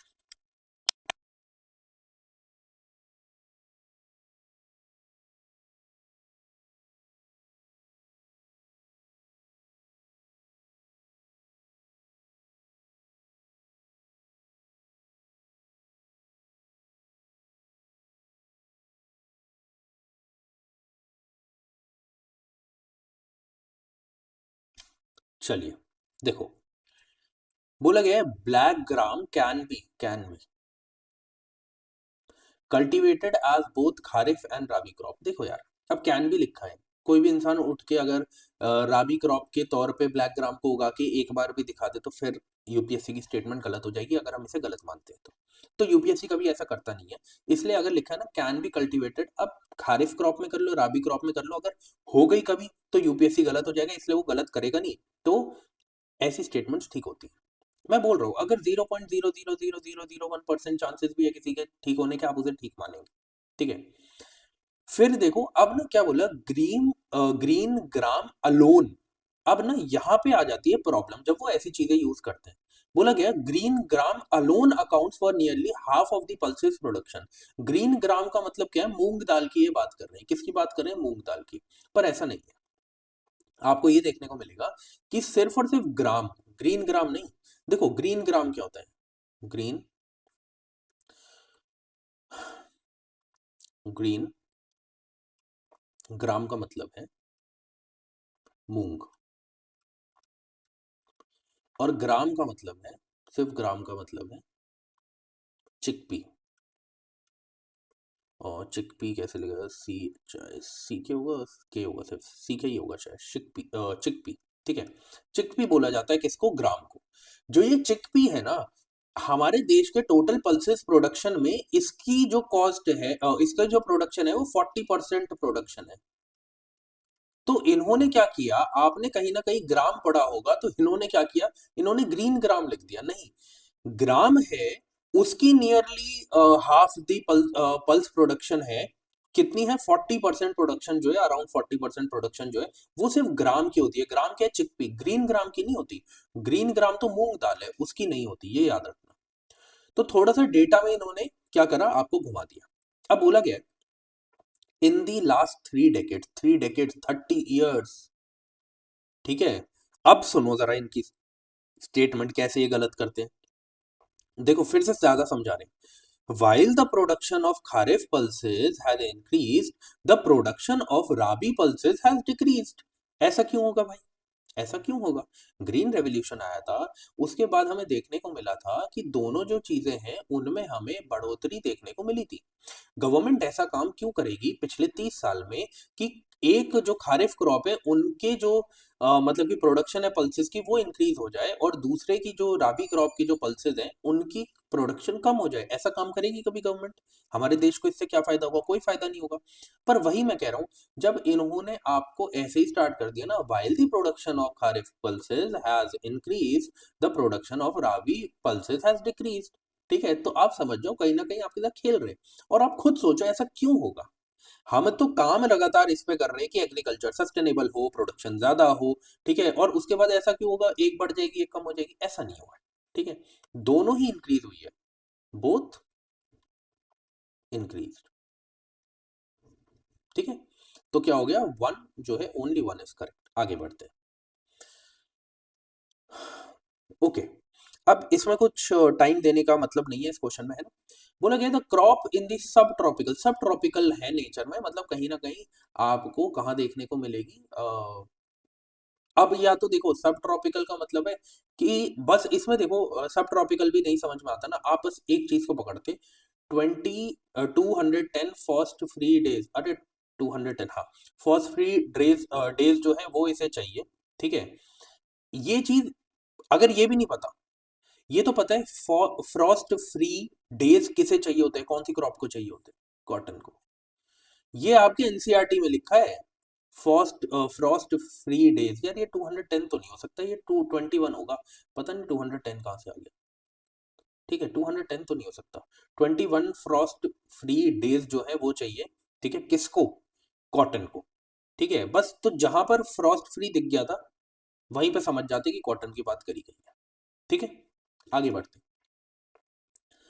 अब देखो ऐसा हो सकता है ऐसा हो सकता है जब ये ऑप्शन में जूट, शुगर केन और टी दिया है। देखो शुगर केन से तो क्वेश्चन पूछे जाते हैं। ठीक है, जूट और टी क्या है ना, इसके बारे में थोड़ा सा आप क्या करना, आप पढ़ लेना। ठीक है, क्या होगा जब ये ऑप्शन में दिए गए हैं, जैसे कॉटन से रिलेटेड एक क्वेश्चन बना दिया गया है, वैसे ही जूट, शुगर केन और टी से भी बनाया जा सकता है। तो प्लीज इसके बारे में थोड़ा, जब एनसीईआरटीज को पढ़ते हो तो आप इसके बारे में पढ़ लेना। ओके,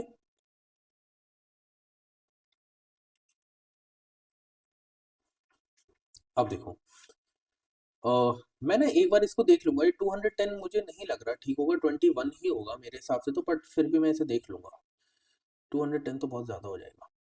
ठीक है, अब देखो, with reference to solar water pumps consider the following statements. देखो, फिर से मैं कहूंगा, कुछ एक्सट्रीम नहीं होगा ना तो हम उसे नहीं हटाएंगे, कुछ एक्सट्रीम लगेगा तो फिर हम क्या करेंगे, हम उसे निकाल के फेंक देंगे। ठीक है, जैसे बोला solar power can be used for running surface pumps. ठीक है, यहां तक वो स्टेटमेंट को छोड़ सकते थे। उन्होंने क्या बोला, and not for submersible pumps. क्यों यार, क्यों? मतलब अगर सोलर पावर क्या है, एनर्जी जनरेट करता है। ठीक है, सोलर पावर का मतलब क्या है, एनर्जी जनरेट कर रहा है।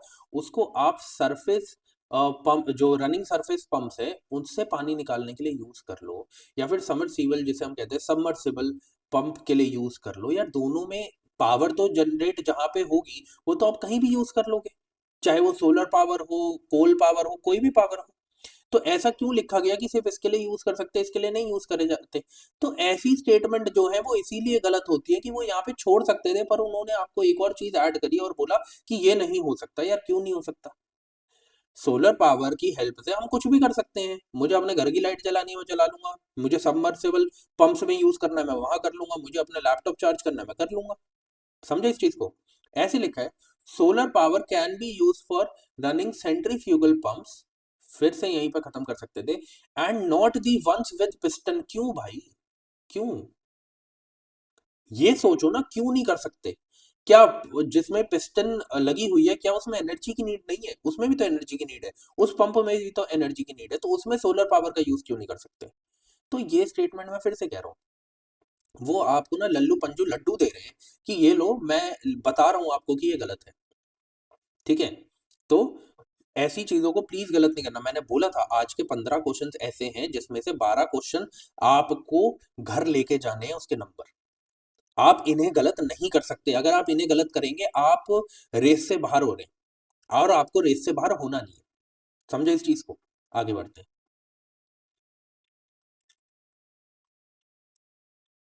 देखो, शुगर केन से रिलेटेड आई क्या क्वेश्चन, मैंने बोला ही था इससे रिलेटेड पूछा ही जाता है।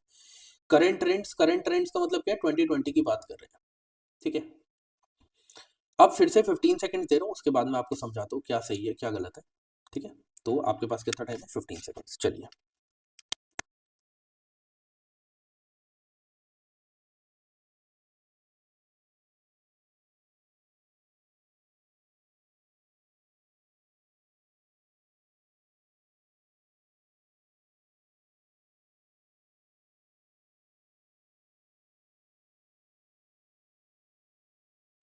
चलिए, अब देखिए, a substantial saving in seed. देखो, बहुत बड़ी स्टेटमेंट है, और यहाँ तो देखो पेज बड़ा है ना, तो ऐसे लग रहा है उसमें तो एक ही पेज में एक ही क्वेश्चन आ रहा है, एक साइड में, है ना? तो थोड़ा सा प्लीज ध्यान से पढ़ना। जो इतने बड़े क्वेश्चंस होते हैं ना, वो बहुत ही सिंपल तरीके से सही हो जाते हैं।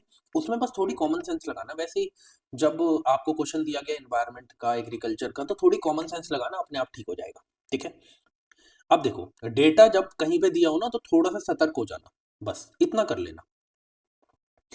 A substantial saving in seed material is made when bud chip settlings। अब नहीं पता bud chip settlings है, लेकिन मैं क्या करूंगा, मैं कोशिश करूंगा समझने की कि क्या बोल रहे हैं।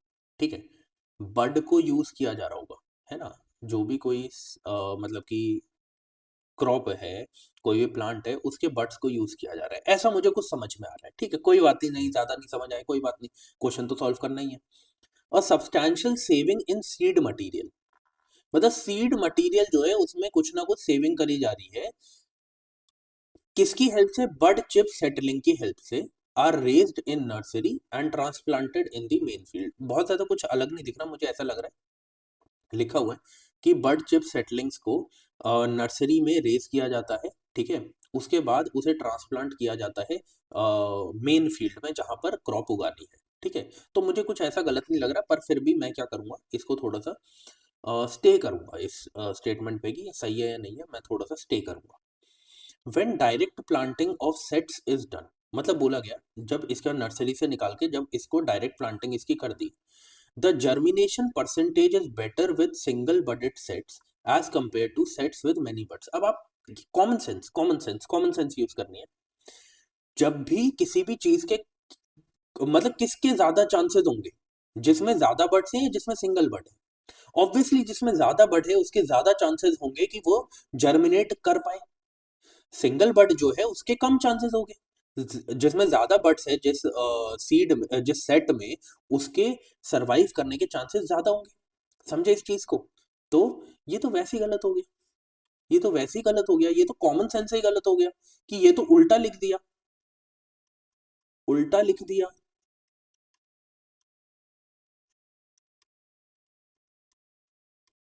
ठीक है, अब इधर आओ। If bad weather conditions prevail, मतलब कि कोई भी कुछ भी हो सकता है बैड वेदर, तो ठीक है। When sets are directly planted, और उस टाइम पर अगर बैड वेदर है, single bud sets have better survival as compare to large. यार ये भी तो उल्टा लिख दिया। सिंगल बर्ड किसी में है और किसी में मल्टीपल है, मल्टीपल बर्ड्स हैं, उनके ज्यादा चांसेस होंगे या सिंगल बर्ड सेट्स के ज्यादा होंगे? यार ये भी उल्टा लिख दिया। तो मैंने क्या बोला, हमें नहीं पता था क्या क्या चीज होती है, बट फिर भी हमने क्वेश्चन सॉल्व कर लिया कॉमन सेंस से। उल्टा लिख दिया, ठीक है, उल्टा। ठीक है, अब आ जाओ। तो मुझे पता चल गया भाई, 3 करेक्ट नहीं होगा, 3 करेक्ट नहीं होगा, ठीक है, 2 भी करेक्ट नहीं होगा। मैं तो आंसर तक वैसे ही पहुंच गया हूं, बट फिर भी पढ़ लेते हैं।